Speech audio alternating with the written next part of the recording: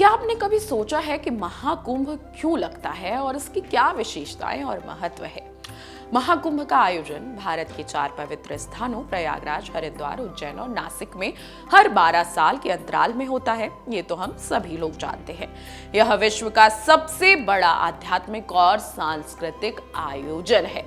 2025 में प्रयागराज में महाकुंभ का भव्य आयोजन होने वाला है, जिसमें लाखों श्रद्धालु गंगा, यमुना और अदृश्य सरस्वती के पवित्र संगम में स्नान करने वाले हैं। इसे लेकर सरकार ने व्यापक तैयारियां शुरू कर ली हैं।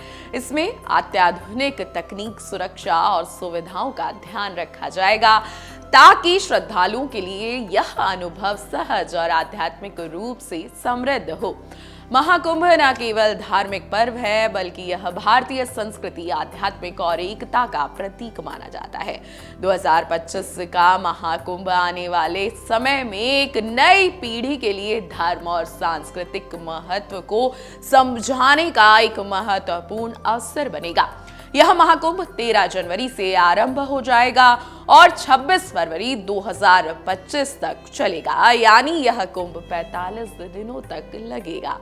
ग्रह नक्षत्रों की चाल से महाकुंभ का गहरा संबंध है। जी हाँ, महाकुंभ 2025 जो प्रयागराज में शुरू होने जा रहा है, इसका आधार है जब देवगुरु बृहस्पति वृषभ राशि में और सूर्य मकर राशि में होते हैं, तो महाकुंभ प्रयागराज में आयोजित किया जाता है।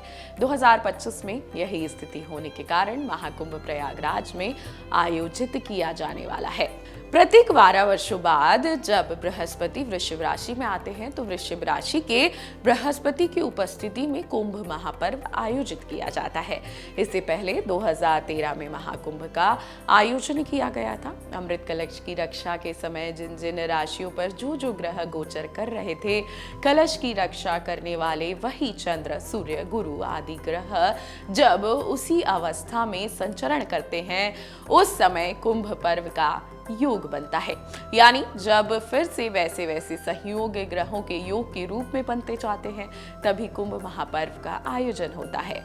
धर्म शास्त्रों में ये विस्तार से वर्णित किया गया है।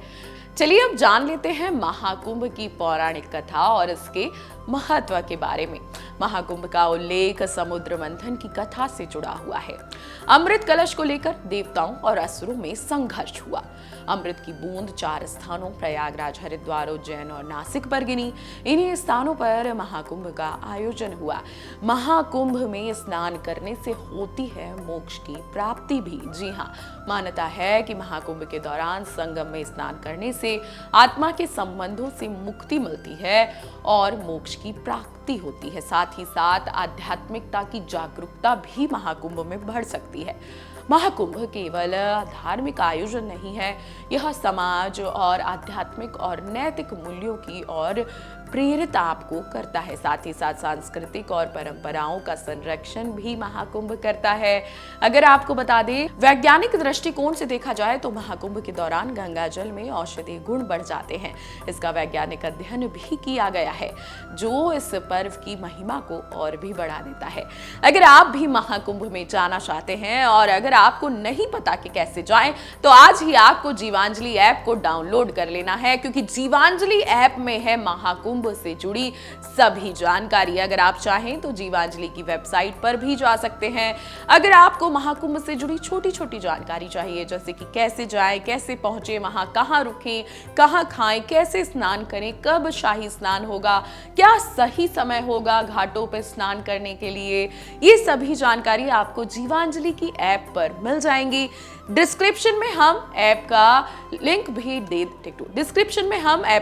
दे देंगे। आप अभी उसे डाउनलोड कर लें और आप जरूर जाएं महाकुंभ में।